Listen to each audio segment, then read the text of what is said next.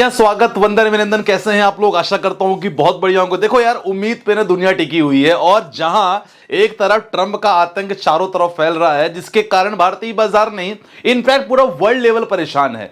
जहां अगर ट्रंप के टैरिफ के बारे में बात करेंगे, यूएस शटडाउन के बारे में बात करेंगे, वो तो हालांकि नेगेटिव न्यूज है, लेकिन एज ए इन्वेस्टर अगर आप म्यूचुअल फंड में पैसा डाल रहे हो, शेयर मार्केट में पैसा डाल रहे हो, तो जो खबर आपको बताने वाला हूं वो खबर आपके लिए बहुत इंपॉर्टेंट हो सकती है और इसका एक्शन कल के बाजार में भी जरूर देखने को मिल सकता है। जी हां, जहां इतनी सारी बुरी खबर, कुछ अच्छी खबर आपके सामने प्रेजेंट करने की कोशिश कर रहा हूं, उसके बारे में हम बात करेंगे। दो बड़ी अपडेट रहेगी, आपके पोर्टफोलियो को भी चेकअप करेंगे क्योंकि काफी लोग का पोर्टफोलियो में काफी लोग लगातार म्यूचुअल फंड में निवेश कर रहे हो, बहुत अच्छी बात है।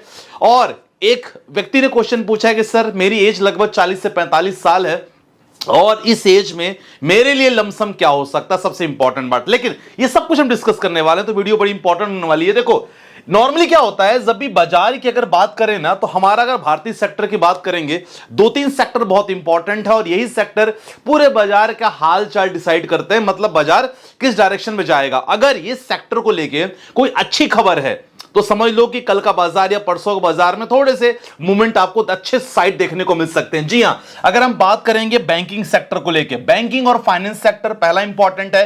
एफएमसीजी सेक्टर की बात करेंगे, आईटी सेक्टर के बारे में बात करेंगे। देखो, तीन सेक्टर आपको बारे में पता है और तीनों ना निफ्टी 50 के बड़े दिग्गज हैं, मतलब देखा जाए तो ये बड़े प्लेयर। देखो, यहां बैंकिंग और फाइनेंस की अगर बात करेंगे तो बैंकिंग फाइनेंस में अगर कोई अच्छी खबर आती है तो बाजार को मूवमेंट करेगा डेफिनेटली। एफएमसीजी को लेके और कोई ऐसी बुरी खबर नहीं है क्योंकि बहुत सारा अगर देखा जाए हमने जीएसटी रिफॉर्म पे भी काम किया है, तो उसका असर थोड़ा देर में आपको देखने को मिलेगा, मतलब एक आध क्वार्टर्स में आपको देखने को मिलेगा। यस, आईटी सेक्टर को लेके जी हां, थोड़ा ये जरूर नेगेटिव इंपैक्ट है, लेकिन इस समय हमारा ध्यान रहेगा बैंकिंग एंड फाइनेंस को लेके। तो दो बड़े दिग्गज बैंकिंग फाइनेंस में, और मैं आपको बताना चाहूंगा जब भी मार्केट में बड़े प्लेयर, देखो बिग प्लेयर होते हैं, मिड प्लेयर होते हैं, स्मॉल प्लेयर होते हैं, मार्केट में जब भी बड़े प्लेयर के रिजल्ट्स या उनका डेटा कुछ अच्छा आता है ना, तो बाजार के लिए बड़ा पॉजिटिव इंपैक्ट होता है। और वहीं जब इंपैक्ट पॉजिटिव होता है तो मतलब ये क्लियर है कि इकोनॉमी भाई डूब नहीं रही है, ठीक ठाक चल रहा है। तो जी हां, जो अपडेट आया है वो दो बड़ी कंपनियों के बारे में आया है। जो सबसे पहले कंपनी की मैं आपको बताना चाहूंगा वो है हमारी एनबीएफसी कंपनी। जी हां, नंबर 1 है NBFC company non banking financial services के लिए। जी हां, वो है बजाज फाइनेंस। अब देखो, बजाज फाइनेंस आपको पता है, आप कहीं भी अगर जाते हो, मॉल वगैरह में जाते हो, शॉपिंग करने जाते हो, तो देखो इससे रिलेटेड आपको लोन वगैरह मिलता है, लोन प्रोवाइड करते हैं ये लोग, आपको पता है। अब ऐसे कंडीशन में Q2 के पहले, हालांकि Q2 का रिजल्ट अभी आएगा 18 तारीख तक लगभग, लेकिन उससे पहले बजाज फाइनेंस ने कुछ अपने अच्छे फिगर्स बताए हैं। मतलब कहते हैं ना, वही पिक्चर के पहले कुछ ट्रेलर बताने की कोशिश की है। मैं आपको बताना चाहूंगा, देखो यहां साफ कुछ मेंशन है। सबसे इंपॉर्टेंट है कि इन्होंने क्या किया है ना, इनका एसेट्स अंडर मैनेजमेंट 24% बढ़ गया है। देखो 24% बढ़कर लगभग पहुंच गया है 4.628 लाख करोड़। पूरा यहां डेटा आपके सामने है। अब देखा जाए कि क्योंकि इनका बेसिकली क्या काम रहता है, लोन प्रोवाइड करना, लोन देना। ज्यादा से ज्यादा लोन देंगे, इनका बढ़ेगा प्रॉफिट, इनका रेवेन्यू बढ़ेगा, इकोनॉमी के लिए अच्छा होगा। अच्छा, ये लोन बड़े प्लेयर को देते हैं, जो बड़े मार्केट के दिग्गज होते हैं, बड़े बिजनेसमैन होते हैं, एचएनआई होते हैं। अब देखो, इनका सबसे अच्छी बात है एयूएम बढ़ा है 24%, बड़ी बात है, ठीक है। दूसरा इंपॉर्टेंट है कर्ज, मतलब लोन 26% इनका लोन भी बढ़ा है, ठीक है ना। पहले लगभग 96.9 लाख था, अब बढ़ के 1.22 करोड़ हो चुका है। तो यह बहुत अच्छी बात है। इन्होंने 4.13 मिलियन नए ग्राहक जोड़े हैं, न्यू कंज्यूमर, मतलब देखा जाए जो कंज्यूमर उन्होंने ऐड किया है। तो टोटल अगर देखा जाए 11.6 करोड़ हो चुका है। टोटल डिपॉजिट, देखो डिपॉजिट बहुत इंपॉर्टेंट है। इन्होंने टोटल डिपॉजिट कितना है, कितना किया है डिपॉजिट, अगर डिपॉजिट की बात करेंगे इसमें वृद्धि हुई है, लगभग 5.4% की वृद्धि हुई है। पहले 69 पॉइंट कितना था, 69, लगभग 69,750 करोड़ हो गई है लगभग। वो देखा जाए तो अगर पिछला देखो बाजार आपको पता है क्वार्टर्स के रिजल्ट अच्छे हैं, तो जो लोग लॉन्ग टर्म के लिए निवेश करते हैं ना, उनको ये उम्मीद हो जाती है कि भाई पैसे जो मैं डाल रहा हूं ट्रम्प के कारण, वॉर के कारण थोड़ा डाउन तो हो सकता है, लेकिन जब ये बड़ी कंपनियां ना अच्छे रिजल्ट पेश करती हैं तो मन में ये जरूर उम्मीद होती है कि भाई ऐसी कोई दिक्कत नहीं है, नेक्स्ट क्वार्टर तक इंप्रूव होने की एक उम्मीद है। समझ में आया? अब ये सेम ये चीज, ये देखो इनका लाभ भी अगर बात करें पुराना अगर परिणाम ठीक ठाक इनका बढ़िया रहा तो बाजार में इस चीज को लेके काफी इंपॉर्टेंट एक अपडेट्स कल खासकर मंडे को मार्केट को लेके हो सकती है। तो बजाज फाइनेंस का रिजल्ट्स के मतलब ये देखो क्वार्टर 2 के रिजल्ट के पहले इंपॉर्टेंट फिगर है, तो ये कल के बाजार के लिए अहम भूमिका निभा सकते हैं। तो ये भी चीज है। तो सारी चीजें लगभग हाईलाइट्स मैंने आपको लगभग कर दिया है, जो प्रॉपर मैंने हिंदी में बता दिया, क्योंकि बेसिकली इनका बाकी चीजें बहुत इंपॉर्टेंट है। खासकर लोन वाला डिपार्टमेंट बहुत इंपॉर्टेंट होता है। नए कस्टमर जुड़ रहे हैं, लगातार ये लोग लोन दे रहे हैं, रेवेन्यू बढ़ रहा है, तो भारतीय मतलब बाजार के लिए बहुत इंपॉर्टेंट है। दूसरा ये बैंकिंग सेक्टर की, आपको पता है मैंने क्या बोला, फाइनेंस एंड बैंक, बड़े प्लेयर बड़ा सेक्टर।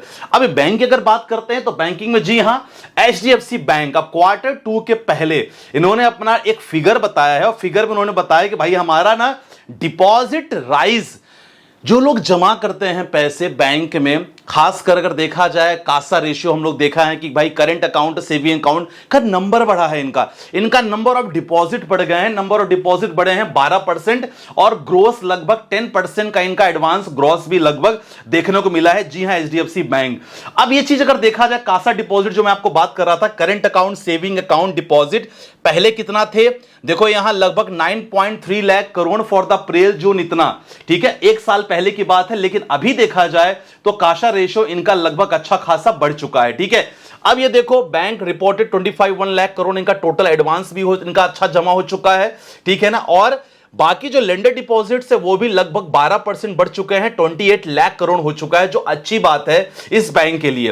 बाकी अगर देखा जाए ऑपरेशनल परफॉर्मेंस भी इनका बढ़ चुका है, नेट इंटरेस्ट इनकम लगभग 5% ऑन ईयर बेसिस लगभग 31,438 करोड़ इनका बढ़ चुका है। तो मतलब ये चीज अगर आप देखोगे ना तो यहां कहीं ना कहीं मार्केट के लिए एक इंपॉर्टेंट सेंटिमेंट्स कल के लिए हो सकता है। तो बैंकिंग सेक्टर देखा जाए, फाइनेंस सेक्टर देखा जाए, दोनों के लिए क्वार्टर 2 के पहले एक अच्छा फिगर है। क्वार्टर 2 के अगर ट्रेलर अच्छा है तो काफी लोग उम्मीद बता रहे हैं कि 18 तारीख तक जब रिजल्ट्स प्रॉपर रिजल्ट्स क्वार्टर 2 के अनाउंसमेंट होंगे तब आपको एक बेहतरीन रिजल्ट देखने को मिल सकता है। अब इसका इंपैक्ट कल के बाजार में देखने को जरूर मिलेगा। हालांकि जो एक निगेटिव सेंटिमेंट्स लगातार मार्केट में है, जी हां वो एफआईआईएस की सेलिंग है। इसको लेके देखो पॉजिटिव निगेटिव दोनों आपको बताना बहुत जरूरी है। ये थोड़े से जरूर निगेटिव सेंटिमेंट्स है, लेकिन अगर कंपनी के रिजल्ट्स अच्छे लगातार आएंगे सर, एफआईआईएस को वापस लौटने से कोई रोक नहीं सकता, डेफिनेटली लौटेंगे वो। चलो ये चीज हमारा हो गया है। अब आपके कुछ पोर्टफोलियो पे भी आ जाते हैं। लगातार आपने कुछ क्वेश्चन पूछा है। सबसे पहले क्वेश्चन लेते हैं, सर इनकी एज 45 साल है, अब ये लमसम प्लान करना चाह रहे हैं। देखो जब आपकी एज 45 साल होती है तो यहां से कम आप 15 से 20 साल का टारगेट ले सकते हो। ऐसे केसेस में बहुत सारे मिड कैप फंड, जैसे एचडीएफसी का मिड कैप, मोतीलाल ओसवाल का मिड कैप, एक्सिस का मिड कैप हो गया, निपॉन का मिड कैप फंड हो गया, एसबीआई का मिड कैप फंड हो गया, लार्ज एंड मिड कैप का कॉम्बिनेशन, मेरे assets large and mid cap का कॉम्बिनेशन, मोतीलाल ओसवाल का लार्ज एंड मिड कैप का कॉम्बिनेशन, सारे जितने फंड्स हैं ना सर, आप आराम से अगर आपका 5 लाख है सर, 1-1 लाख रुपए करके कर सकते हो, 50-50 हजार करके कर सकते हो। लेकिन जब भी मार्केट में करेक्शन हो तब करो, ज्यादा बेटर रहेगा। अगला क्वेश्चन, संदीप जी 5 साल के लिए 40,000 प्रति मंथ निवेश करना चाहते हैं, बाकी एसआईपी चल रही है लॉन्ग टर्म के लिए 40,000 पर मंथ, किसमें इन्वेस्ट करें? देखो 40,000 अगर करना है 5 साल के लिए तो मैं कहूंगा आप ना ज्यादा से ज्यादा क्या कर सकते हो, आप 5 फंड लो। मैंने क्या बोला, क्योंकि आपका टारगेट शॉर्ट है, आपका बड़ा टारगेट नहीं है। अब 5 साल के लिए करना है 8,000 हर फंड में। एक लार्ज एंड मिड कैप का फंड ले लो, मैंने बताया है, एक प्योर लार्ज कैप का फंड ले लो, एक फ्लेक्सी कैप का फंड ले लो, एक आप ले सकते हो स्मॉल कैप का, लेकिन उसकी क्वांटिटी कम रखना, लाइक 5,000 4,000 रखना, इससे ज्यादा मत रखना। बाकी आप कर सकते हो एक डेट फंड में लग सकते हो, क्योंकि आपका ड्यूरेशन नॉर्मली कम है। तो इस प्रकार के 8,000 के 5 कर लो, बाकी आपका कोई दिक्कत वाली बात नहीं है, ठीक है, चलेगा। अमित जी आई होप समझ में आ गया होगा। अगला क्वेश्चन लेते हैं, सर जी वीडियोस बहुत इंपॉर्टेंट होती है, very good, thank you so much, daily follow करता हूं, पोर्टफोलियो चेक कर लीजिएगा। ऑलरेडी 13 लाख इन्वेस्ट किया है मैंने 15 साल के लिए, बहुत बढ़िया। देखो ये ऐसा होता है, आप प्रॉपर तरीके से गोल बनाना बहुत इंपॉर्टेंट है। बंधन, एक्सिस, फ्लेक्सी, ऑटोमेटिक फंड उन्होंने लिया है, ठीक है, उसका टारगेट लॉन्ग रखना आप। अगर आपने एसबीआई ऑटोमेटिक फंड लिया है, मोतीलाल का मिड कैप लिया, एसबीआई कॉन्ट्रा लिया, क्वांट स्मॉल कैप, परफेक्ट है, चलने देना, कोई दिक्कत वाली बात नहीं। अमाउंट आप डाल देते ना तो और मेरे लिए इजी होता करना। मनोज कुमार भारती, आपकी वीडियो 2.5 साल से देख रहा हूं सर, एसआईपी का पोर्टफोलियो रिव्यू कर लीजिएगा, 20 साल का टारगेट है। चलो बंधन, इन्वेस्को, मोतीलाल, पराग पारी, कुछ ETF स्टॉक्स भी लिए हैं 25,000 के, अप्रैल में जब मार्केट क्रैश हुआ था तब मार्केट क्रैश या करेक्शन करेगी तो मैं लगभग 10,000 20,000 लमसम करूंगा। Very good. 20 साल कंटिन्यू रहने पर मेरा पोर्टफोलियो लगभग कितना हो जाएगा? देखो आप लगभग अगर देखा जाए आप यहां निवेश कर रहे हो 2 2 4 5 6 7 8 लगभग 7 8 कर रहे हो आप, है ना, टोटल कर रहे हो। तो देखो 20 सालों में अगर आप प्लान कर रहे हो तो 20 सालों में लगभग लगभग 40 से 50 लाख आप आराम से बना सकते हो। ठीक है, थोड़े बहुत लमसम करोगे तो आप लगभग 70 80 भी हो सकता है। पिछले 2 साल से एसआईपी कर रहा हूं, बहुत बढ़िया। टारगेट 2 करोड़ है, 2 करोड़ के लिए थोड़ी सी एसआईपी आपको बढ़ानी पड़ेगी माय डियर। ठीक है, बाकी सब परफेक्ट है। एक लास्ट क्वेश्चन लेना चाहूंगा, लास्ट क्वेश्चन है। चलो सर 2100 मोतीलाल में डाल रहा हूं, 1100 पराग पारिक में, 1100 और स्टार्ट करना चाहता हूं, कौन सा फंड लूं? टारगेट लॉन्ग है तो आप एक स्मॉल कैप ले लो, बंधन ले सकते हो, निपॉन ले सकते हो। ठीक है, अगर टारगेट मोर देन 10 ईयर्स है। योगेंद्र जी का क्वेश्चन है, सर मेरा नाम, इनका साथ क्वेश्चन मैंने कल ले लिया था। ठीक है, चलो तो माय डियर फ्रेंड्स आज की वीडियो में बस इतना ही। देखो यार कितनी बुरी भी खबर क्यों हो, ये जो मन होता है ना कहीं ना कहीं से आशा की किरण ढूंढ ही लेता है। जो हमने अभी आशा की किरण आपके सामने आज प्रेजेंट की है, खासकर एचडीएफसी बैंक के बारे में, और अपना बात किए हैं हमने बजाज फाइनेंस के बारे में। डेफिनेटली आपको शॉर्ट टर्म में कोई रिजल्ट्स, मेजर रिजल्ट्स देखने को नहीं मिलेगा, लेकिन यस आने वाले लॉन्ग टर्म में डेफिनेटली ठीक ठाक अच्छा रिजल्ट्स आपको देखने को मिल सकता है। ये आज की वीडियो में बस इतना ही। बाकी कोई भी सब्सक्रिप्शन आपको लेना हो डिस्क्रिप्शन में नंबर है, हमारे से जुड़ सकते हो। Stocks, mutual fund, crypto and everything, लगातार सेशन हम लोग देते हैं, लगातार हम लोग सिखाते भी हैं, सब कुछ प्रोवाइड करते हैं। ठीक है, सो आज की वीडियो में बस इतना ही। अपना ध्यान रखिएगा, अपने परिवार का ध्यान रखिएगा, तनाव नहीं लीजिएगा। मिलते हैं नेक्स्ट वीडियो के साथ। बाय बाय, टेक केयर, जय हिंद गाइस।